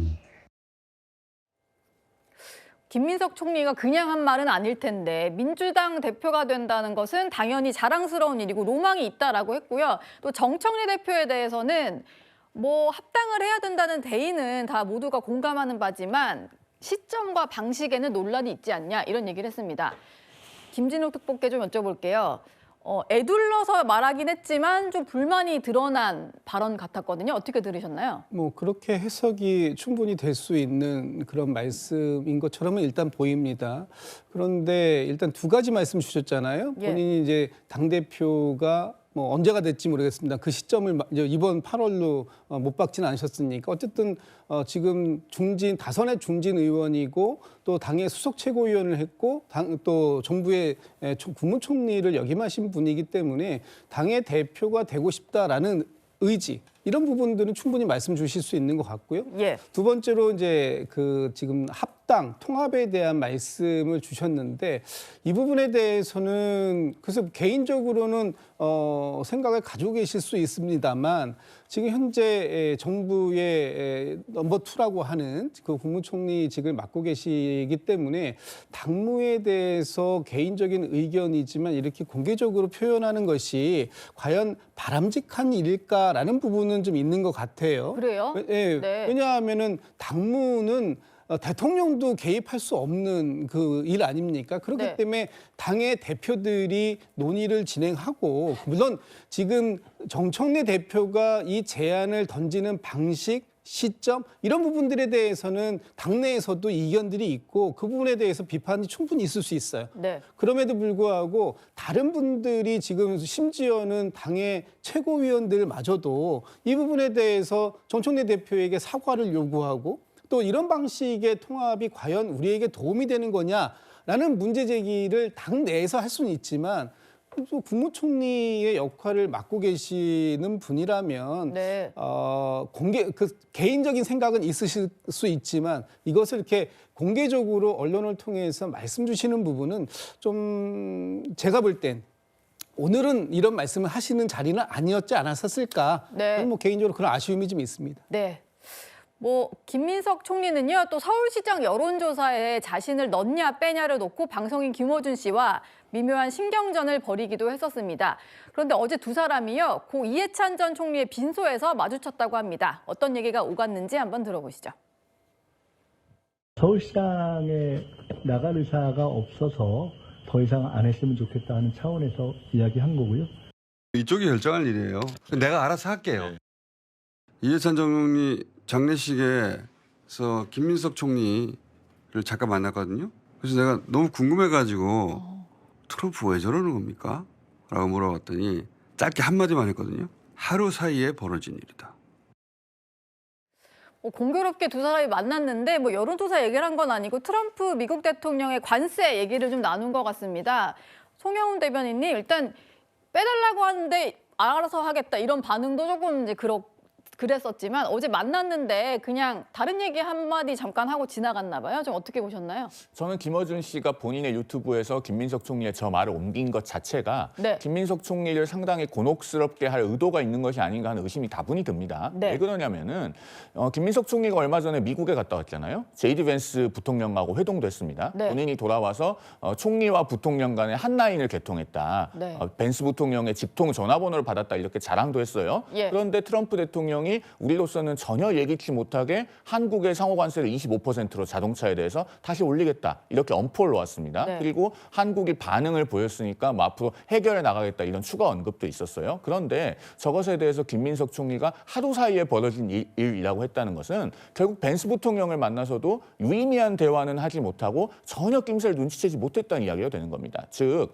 총리가 국민의 혈세로 미국에 가서 성과는 얻지 못하고 오히려 뒤통수 맞고 온 것이다 이렇게 평가할 수도 있는 거예요. 그러면 네. 김어준 씨가 저런 말을 옮김으로써 김민석 총리와 이재명 정권의 득이 되겠습니까? 오히려 손해가 되겠습니까? 그러니까 이른바 지금 여의도에서 널리 회자되고 있는 명천 갈등에서 김어준 씨가 어느 쪽의 스탠스에 서 있는가? 그리고 김민석 총리가 본인은 여론조사에서 빼달라고 하는데도 극구 계속 여론조사에 넣겠다고 하는 내가 것이 알아서 하겠다. 그렇죠. 예. 어떤 의미가 있는지를 상징적으로 보여주는 장면인 겁니다. 그러면 예. 이제 앞으로 관전 포인트는 김민석 총리는 여기에 가만히 있을 것인가, 또 이재명 대통령의 심기가 굉장히 불편할 것으로 보이는데 명청대전이 점점 더 확산 일로로 치닫지는 않겠는가, 이런 것들까지 한번 예의주시해 볼 부분이라고 보여집니다. 예. 저는 국무총리니까 내막을 잘 알지 않을까 해서 물어봤다 정도로만 생각했는데 송영훈 대변인 얘기를 듣고 보니까 미국에 다녀오지 않았냐, 하루 만에 어떻게 이런 일이 있냐라는 취지로도 좀 해석될 수 있겠네요.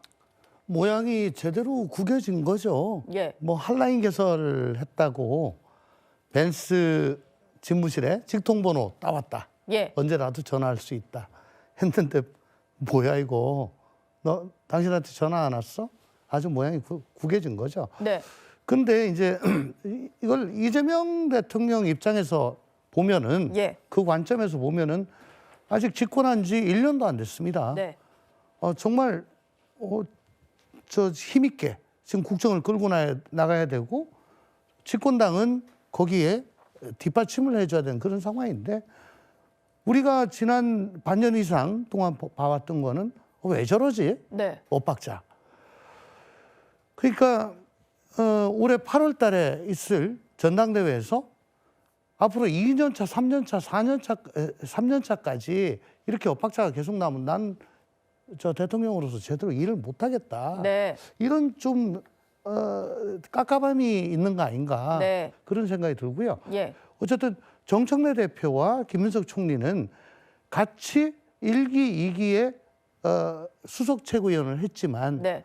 정청래 대표는 저 이재명 대표의 도움을 받지 않고 자기 힘으로 수석 최고위원이 됐던 거고요. 예. 김민석 총리는 잘 아시겠지만 그 카니발에 같이 타고 가서 그 유튜브 방송하면서 왜 이렇게 우리 김민석 후보 안 뜨는 거예요. 네. 그래서 그때부터 정봉주를 따라잡고 수석으로 갔잖아요. 네.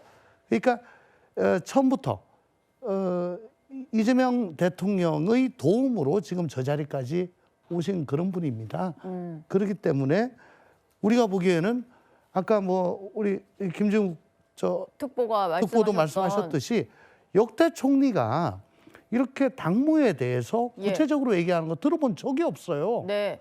이게 만약에 국민의힘이 지금 제정신이었다면 난리가 났어야죠. 예. 그렇게 그리고 되는군요, 또. 네. 예, 잘 보시면은 예. 지금 대통령만 보이지 국정에 있어가지고 총리나 장관은 보이지 않습니다. 다만 대통령이 필요한 것들 먼저 운을 떼어주는 거예요. 예를 들어 서해 공무원 네. 피습 사건, 네. 피격 사건, 그때 이거 무죄 났는데 이거 저 검찰들 처벌해야 되는 거 아니냐. 네. 이런 식으로 맞춰주는 역할만 해요. 네. 그러니까 아마 대통령은 더 편하겠죠. 뭐 두 사람의 얘기까지 한번 짚어봤고요. 정청래 대표의 합당 제안은 지금 이해찬 전 총리 장례가 진행이 되고 있기 때문에 뭔가 큰 진척은 없는 것 같습니다만 내부적으로는 여진이 계속되고 있는 상황입니다. 코스피 5천을 돌파하던 날 왜 그 시기에 지방선거를 앞두고 이렇게 이해 당사자가 수없이 많은 상태에서 합당을 이렇게 지도부 논의조차도 없이 이렇게 단순히 본인이 혼자 가서 기자회견을 열고 발표를 하느냐 의심을 떠나가지고 그런 행위 자체가 그런 의심을 불러온다는 거예요. 그래서 민주적 절차를 거쳐야 된다라는 이야기를 하는 겁니다. 정청래 대표가 본인 연임 생각을 하고 한다며 조국 대표를 왜 민주당으로 이렇게 들어오게 하겠습니까? 조국 대표도 민주당하고 합당한 이후에 된다면 당대표 출마를 할 수도 있는 거고요. 앞으로 본인의 정치적 절차를 스텝을 밟아나가지 않겠습니까? 네. 그러면 정청래 대표가 경쟁이 될 수도 있는 건데. 일단 민주당 지도부에서는 연임과 연결짓는 것에 대해서는 약간 불쾌감을 나타내는 것 같습니다. 그런데 한준호 전 최고위원 얘기를 들어보면 공교롭게도 정청래 대표가 주요 일정이 있을 때마다 뭔가 자기만의 어떤 발표 같은 걸 좀 했었잖아요. 이번에도 코스피 5천을 찍은 날 합당 제안을 덜컥 해버렸었는데 장현주 부대변인님 모아놓으니까 좀 꽤 많아요. 대통령 순방 갔을 때도 저런 식으로 당원 1인 1표제 이런 거 추진했었고요. 이런 해석이 나올 수밖에 없겠네요. 글쎄요, 일각에서는 그런 해석도 나오지만 저는 좀 과한 측면도 있다고 생각합니다. 특히 이제 합당에 제안을 하는 날이 이제 코스피 5천을 갔던 날이기 때문에 왜 이날과 맞춰졌나 이런 또 이야기들도 나오지만 따지고 보면 코스피 5천이 돌파하는 게 딱 어느 날로 예정되어 있다라고 볼 수는 없는 것이었거든요. 예. 아마 정청래 대표로서도 고심 끝에 합당 제안을 하기로 결단을 하고 그날 발표하기로 결심했을 것 같은데 그날 사실 우연히 5천이 맞은 것이라고 봐야 되는 것이지 코스피가 5천 되는 날을 정해서 그날 제안을 했다라고 보기에는 조금 정치적으로도 무리한 면이 있거든요. 그렇기 때문에 사실 이런 해석들은 좀 과잉하다라는 측면이 있어 보이고 다만 정청래 대표가 이야기하는 합당에 대한 명분만큼은 많은 분들이 공감하시고 있다고 생각합니다. 예. 적어도 합당을 통해서 지방선거를 압승하고 이재명 정부의 성공을 위해서 우리가 함께 가야 된다라는 명분은 확실히 있는 것 같고 다만 이제 당 내부에서 나오는 이야기들 중에는 절차가 조금 거칠지 않냐라는 이제 문제 제기가 있는 것이라고 봐야 될 것 같은데요. 네. 그런 부분에 대해서는 당연히 지도부 입장에서도 당원들의 의견을 수렴하고 그리고 국민들의 반응이나 평가 이런 부분들도 수렴하는 절차를 당연히 거칠 거라고 저는 생각합니다. 예. 오늘의 4위로 민주당 얘기를 한번 짚어봤고요. 이번에는 3위로 넘어가겠습니다. 네, 통일교 금품수수 등의 혐의로 구속 기소된 김건희 여사가 1심에서 실형을 선고받았습니다. 특검은 징역 15년을 구형했는데 1심에서는 징역 1년 8개월을 선고했는데요. 관련해서 영상 만나보시죠.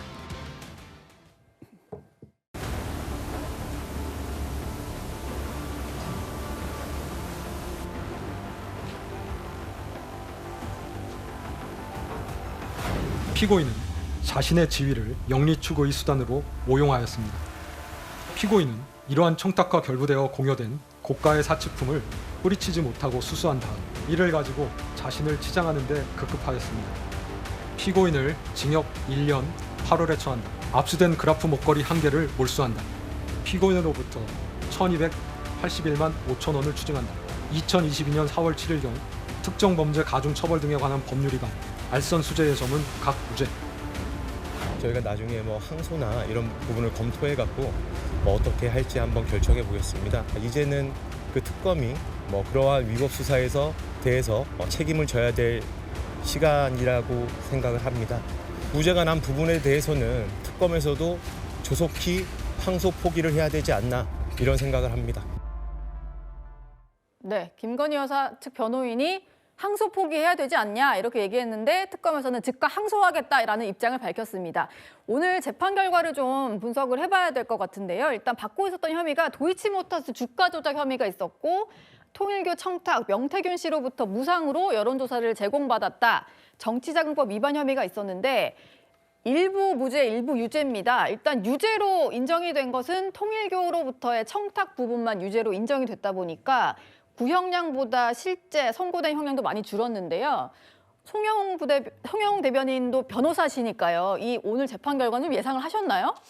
저렇게 무죄 부분이 많을 것으로 예상하지는 못했고 다만 특검이 징역 15년을 구형했는데 그 정도의 중형이 나올 수는 없다고 일관되게 해설을 해왔습니다. 그런데 15년 구형이면 210개월을 구형한 거잖아요. 그런데 1년 8개월이면 20개월입니다. 네. 구형보다 10분의 1도 안 되는 선고가 나왔기 때문에 특검의 1심 완패라는 평가를 피하기 어려울 걸로 보입니다. 그리고 민중기 특검이 그동안에 워낙 논란이 많았잖아요. 민중기 특검 본인의 네오세미테크 주식 투자에 관련된 문제, 그리고 파견 검사들의 복귀 요청, 양평군 공무원의 극단적인 선택, 그리고 통일교 게이트에 대한 수사 은폐 의혹까지 많은 논란이 있었는데 핵심적인 사건이라고 할 수 있는 김건희 씨에 대한 1심 선고마저 이렇게 나왔기 때문에 실패한 특검이라는 평가로부터 자유롭기는 어려울 걸로 보입니다. 무죄 부분은 이제 왜 이렇게 무죄 부분이 나왔냐고 하면은 도이치모터스 주가 조작에 관해서 공동 정범으로만 기소를 했습니다. 그렇기 때문에 법원은 거기에 대해서 판단하면서 공동 정범으로 볼 만한 증거는 부족하다고 본 겁니다. 그런데 과거 도이치모터스 사건에 확정된 다른 피고인들의 판결을 보면은 전주들 중에는 방조범으로 처벌이 된 경우도 있어요. 그래서 2심에서 방조범으로 그 예비적 공소 사실이 추가되면은 어떻게 평가될 것인가 이것에 대해서 좀 지켜볼 필요가 있고, 그다음에 이제 유죄 부분에서 지금 2022년 4월에 받은 샤넬백에 대해서는 그 당시에 청탁이 없었다는 이유로 무죄로 봤습니다. 그런데 2022년 7월에 받은 샤넬백 그리고 김건희 씨가 수수를 부정해온 그라프 목걸이에 대해서는 모두 받은 사실을 인정하고 청탁과의 관련성도 있었다고 봐서 알선수재 유죄를 선고를 하고 몰수 및 추징까지 선고를 한 겁니다. 마지막으로 명태균 씨의 그 여론조사에 관해서는 핵심은 이겁니다. 명태균 씨가 스스로 본인의 필요에 의해서 여론조사를 하고 그 결과를 윤 전 대통령과 김건희 씨 부부에게 제공한 것이지 먼저 요구해서 받은 것이 아니다라는 것인데, 이 부분에 관해서 과연 특검이 항소심에서 어떤 새로운 논리를 제시할 수 있을지 귀추가 주목됩니다. 먼저 유죄 부분부터 저희가 살펴보고 무죄가 선고된 이유, 뭐 지금 특검 수사에 있어서의 어떤 허점도 얘기를 하셨는데 이따가 좀 짚어보도록 하겠습니다. 일단 유죄로 인정된 부분이요. 가방이 2개가 있었는데 하나는 무죄로 선고가 됐지만 그라프 목걸이라든지 샤넬백 하나는 실제로 조금 이제 문제가 있다라고 유죄로 선고가 나게 된 거고요. 그리고 1심 재판부의 얘기를 들어보면 이런 표현이 등장을 합니다. 자신의 지위를 영리 추구 수단으로 오용했다. 고가의 사치품을 뿌리치지 못하고 치장에 급급했다. 이런 표현이 등장을 하던데요. 장현주 부대변인은 좀 어떻게 보셨나요? 글쎄요. 사실 뭐 1년 8개월이라는 사실 그 검찰의 15년 구형에 전혀 미치지 못하는 형이 선고됐기 때문에 사실 뭐 저런 재판장이 꾸짖는 이야기들은 사실 좀 공허하게 들리기는 했습니다. 물론 그렇기 때문에 특검이 제대로 치밀하게 수사를 해서 이 공소장을 논리가 정말 치밀하게 공소 제기를 했는지 여부에 대해서는 앞으로도 좀 들여다볼 내용들이 있고 또 논란이 계속될 것으로 보이기는 하는데요. 특히 지금 김건희 씨가 받았던 혐의 중에 하나는 알선수재 혐의였습니다. 그중에서도 일부만 유죄가 된 것인데, 알선수재라는 혐의는 결국 공무원의 직무에 관한 일을 알선하고 받는 그 대가가 있을 때 나오는 것이 알선수재죄입니다. 그렇기 때문에 알선이라는 부분도 입증이 돼야 되는 것이고, 그리고 대가관계 부분까지도 함께 입증이 되어야 되는데요. 일부 무죄가 된 이 샤넬백 부분 같은 경우에는 뭐 의례적으로 또는 뭐 축하, 뭐 대통령이 당선된 뭐 축하 인사차로 받은 것으로 보이지 알선이라든지 대가관계가 입증되지 않은 것으로 봤습니다. 그렇기 때문에 샤넬백 하나에 대해서는 무죄가 나온 것이고요. 그 다음은 샤넬백 하나와 그리고 목걸이에 대해서만큼은 알선도 입증되었다고 보고, 그리고 대가관계도 입증이 되었기 때문에 알선수재로 유죄가 나오고 또 1년 8개월이라는 형이 나온 것이기는 한데, 일단 특검에서는 항소의 의지를 보이고 있는 것으로 알려져 있고, 과연 항소심에 가서 지금 무죄로 나온 부분들을 뒤집을 만한 어떤 치밀한 논리를 구성할 수 있을지는 조금 더 지켜봐야겠습니다. 민주당에서 몇 해에 걸쳐서 계속해서 의혹을 제기했던 게 바로 도이치모터스 주가 조작 사건인데요. 결국 무죄가 나왔습니다. 김건희 여사에 대한 주가 조작 혐의를 4년 6개월 만에 불기소 처분했습니다. 수많은 증거들이 넘쳐나고 있음에도 불기소 처분을 했습니다. 이 사건은 법치주의의 사망을 선고한 것으로 기록될 것이고 제2의 김학의 사건으로 기록될 것입니다. 피고인이 독자적 판단 하에 매수한 것으로 보일 뿐 시세 조종 세력과의 의사연락 하에 매수하였다고 인정할 만한 증거가 부족합니다.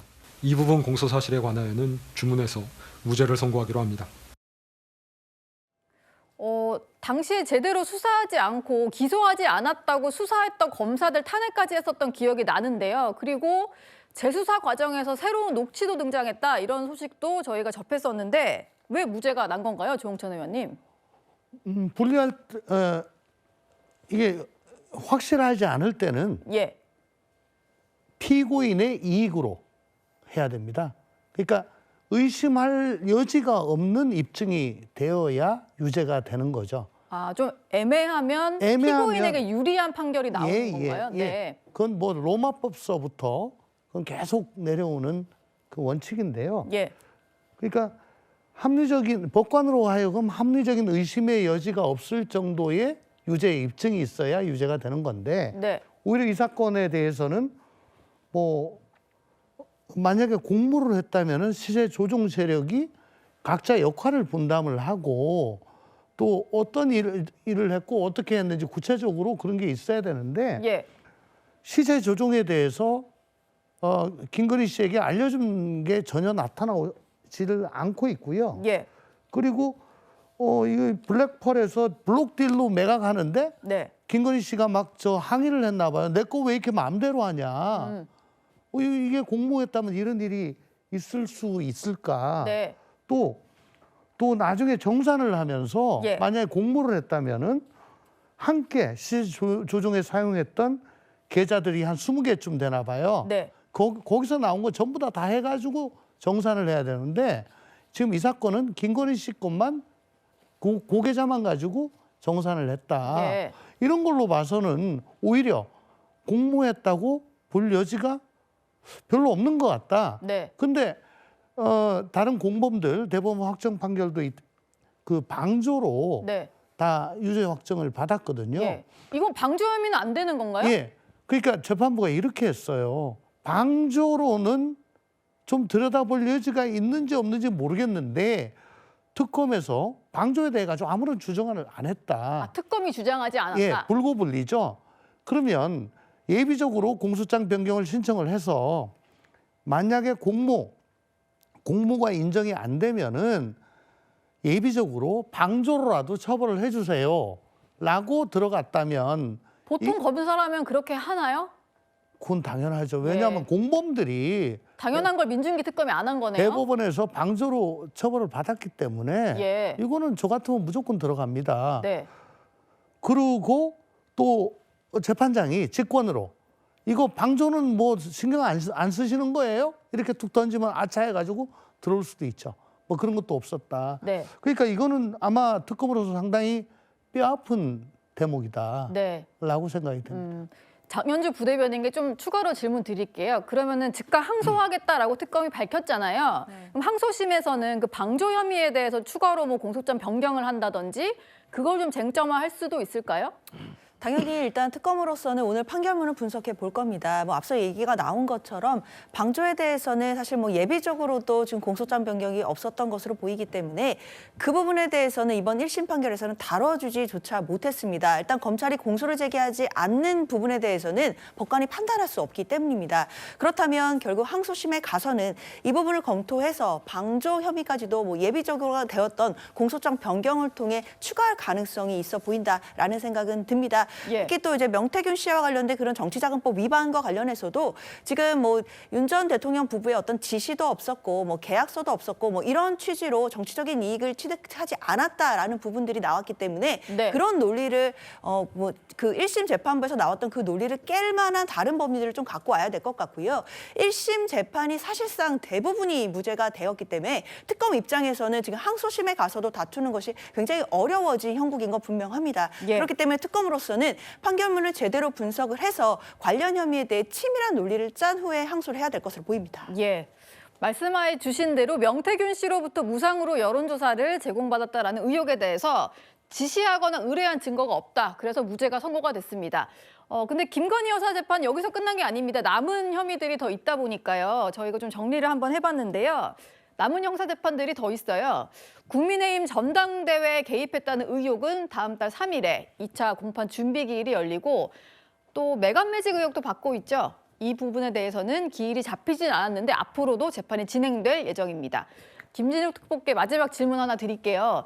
남은 재판에서는 좀 어느 정도의 유죄가 인정될지 모르겠습니다만 민주당에서는 벌써부터 이제 재판부를 좀 비판을 하시던데 재판부의 판결이 문제입니까? 아니면 민중기 특검에서 수사를 조금 허술하게 한 측면이 있는 걸까요?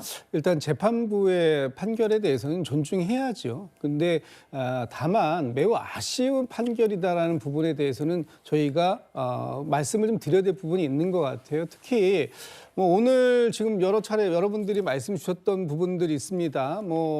도이치모터스 주가 조작 관련돼서 왜 방조 혐의를 넣지 않았느냐, 뭐 이런 부분들에 대해서는 분명히 민중기 특검에서 예비적인 그 보완책을 갖지 않았던 것들, 이런 부분들은 실책이지만 네. 너무 이 부분에 대해서 이렇게 하나의 사건을 아주 세밀하게 잘라서 판단한 것이 아닌가라고 볼 수 있는 부분들도 있고요. 예. 특히 아까 이 통일교회 금품 수수 관련해서 처음 4월 달에 받은 800만 원에 대해서는 그 당시에는 어떤 청탁이 없었다. 그렇기 때문에 무죄다. 이렇게 과연 얘기할 수 있는 것인가?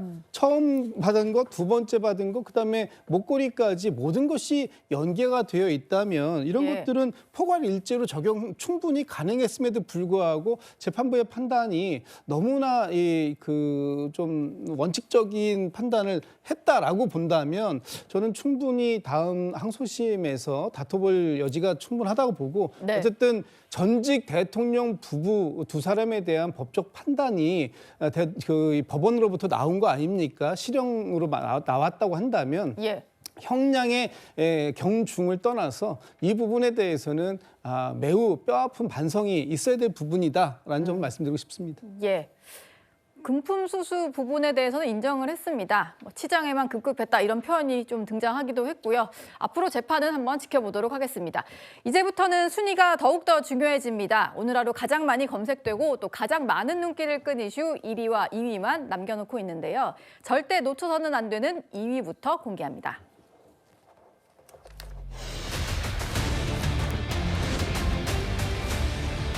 네, 어제 새벽 트럼프 미국 대통령이 돌연 한국에 대한 관세 인상 방침을 밝혔습니다. 그런데 하루 만에 갑자기 또 한국과 잘 조율하겠다면서 대화에 나서겠다고 했습니다.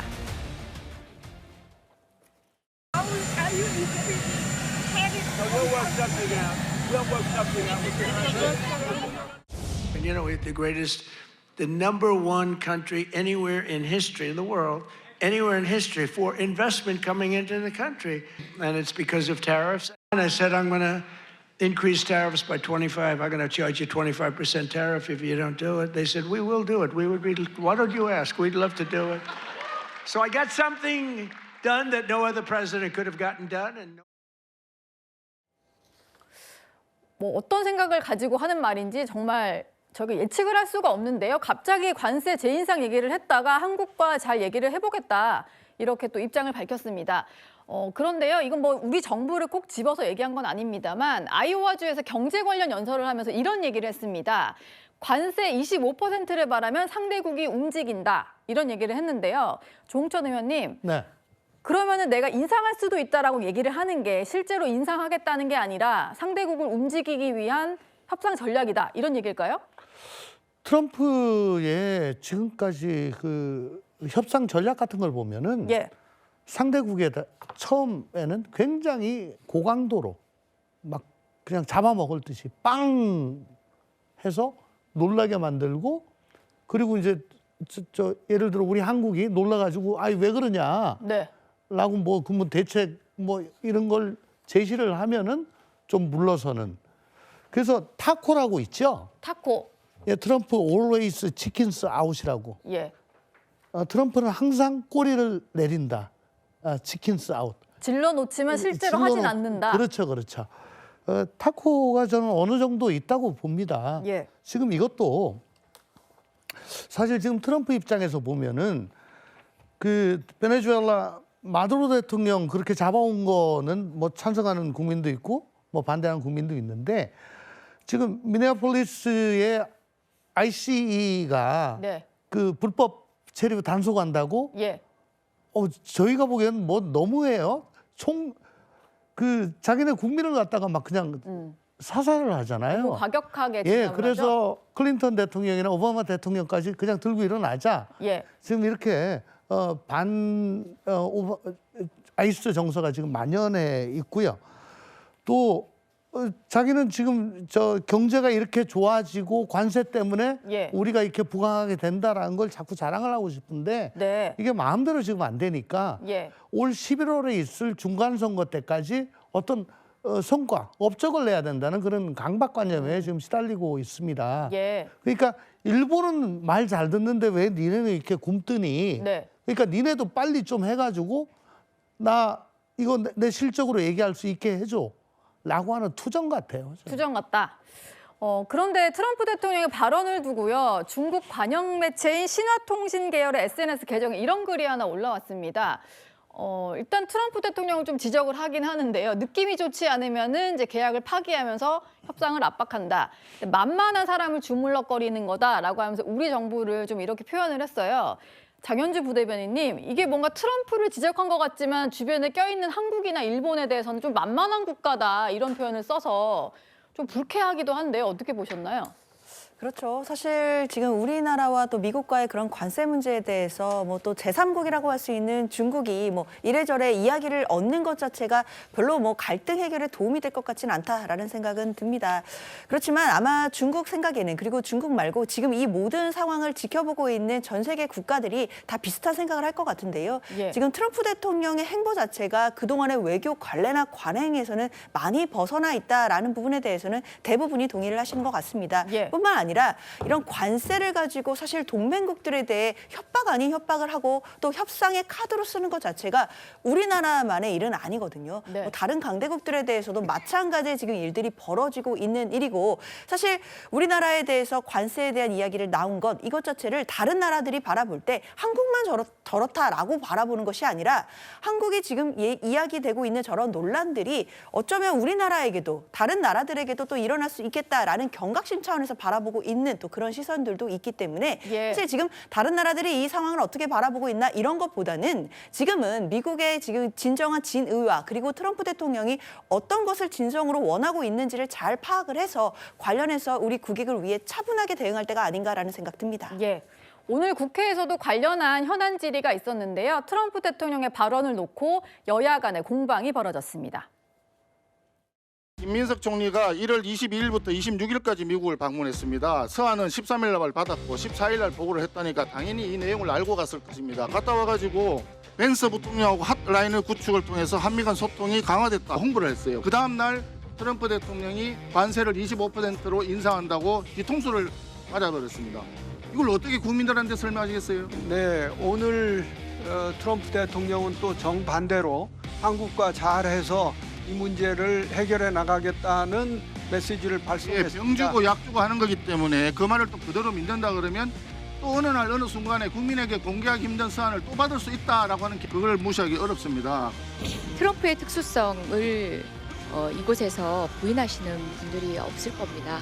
전례를 보기 힘든 미국의 대통령의 그 변지곡에 우리가 대응하기 위해서는 정부의 스킬만 필요한 게 아니라 여야가 깊은 고민을 통해서 큰 지혜를 발휘해야 될 때입니다.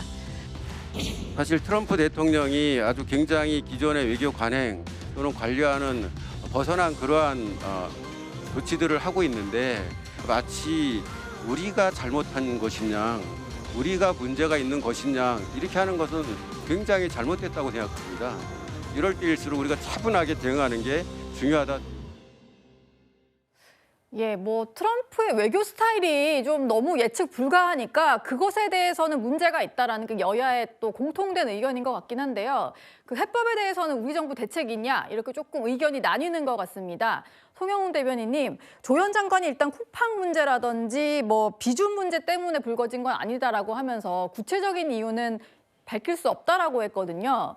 정부가 사실 예측 불가한 트럼프를 상대하려면 그래도 전략이 있어야 될 텐데 잘 전략을 좀 마련하고 있다라고 보시나요? 전략 이전에 동향도 제대로 파악하지 못하고 있는 것 같아서 굉장히 우려가 크죠. 그러니까 예. 정상 대 정상, 그리고 총리 대 부통령, 비서실장 대 비서실장 전부 다 어떤 소통 라인이 정상적으로 가동되고 있지 않는 것 같아 보입니다. 예. 지난 8월에 있었던 한미 정상회담 이후에 강유정 대통령실 대변인이 합의문이 필요 없을 정도로 잘된 회담이라고 했다가 사실은 그렇지 않은 것으로 드러나서 굉장히 국민적인 비판을 받지 않았습니까? 네. 지금 정상 관계가 그래요. 그런데 앞서도 말씀드렸지만 김민석 총리가 벤스 부통령한테 직통 전화번호 받아왔다고 하는데 사실 이런 발표가 있기 전에 아무런 어나운스도 없었다고 하면은 그게 무슨 의미가 있겠습니까? 그리고 강훈식 실장은 이전에 뭐라고 했습니까? 수지 와일스 백악관 비서실장하고 한 라인을 구성했다고 했잖아요. 그 강훈식 수지 와일스 한 라인은 왜 작동이 안 됩니까? 그러니까 국내적으로 굉장히 뭔가 외교에 대한 홍보는 많이 하는데 실상 한미 동맹은 계속 삐걱거리고 있는 겁니다. 물론 트럼프 대통령의 스타일이 예측 불가능한 건 맞아요. 그렇다고 하더라도 총리가 부통령을 만나고 올 정도면 뭔가 미국의 동향과 의중을 제대로 파악하고는 왔어야 될 것 아닙니까? 파악을 해야 그다음에 전략도 있는 것인데 지금 제가 봤을 때는 정보도 부재하고 대책도 부재한 상황이다 이렇게 보이고 마지막으로 하나만 짧게 덧붙이면은 조현 외교부 장관이 구체적이고 합리적으로 추정되는 특별한 이유를 특정하기 어렵다라고 말하는 것은 저는 적절한 메시지 관리가 아니라고 봅니다. 이런 발언은 미국에서도 당연히 파악을 하고 있을 텐데 어떻게 보면 트럼프 대통령과 미국 정부의 그 화를 더 돋구는 그래서 우리의 협상을 더 어렵게 만드는 것이 아닌가 싶어서 좀 염려되는 점이 큽니다. 오늘의 2위로 관세 문제까지 한번 짚어봤습니다. 이번에는 시청자 여러분들이 보내주신 댓글을 확인할 텐데요. 오늘은 댓글 3개를 한번 만나보도록 하겠습니다. 네, 언제 진실이 밝혀지냐 소문만 가득하다. 그러게요. 방송인 박나리 씨에 대한 얘기셨고요. 가짜 영상 유포자 엄격하게 처벌해야 합니다. 박세리 씨의 가짜 결혼서를 유포한 사람에 대한 반응이셨습니다. 오늘의 마지막 댓글인데요. 한 분은 마트로, 한 분은 영화관으로. 언제 만나요? 그러게요. 내일 최고인데 두 사람이 만나는 건 아마 쉽지 않을 것 같습니다. 이제 마지막 오늘 10가지 소식 모두 만나봤고요. 이제 뉴스A 예고하겠습니다.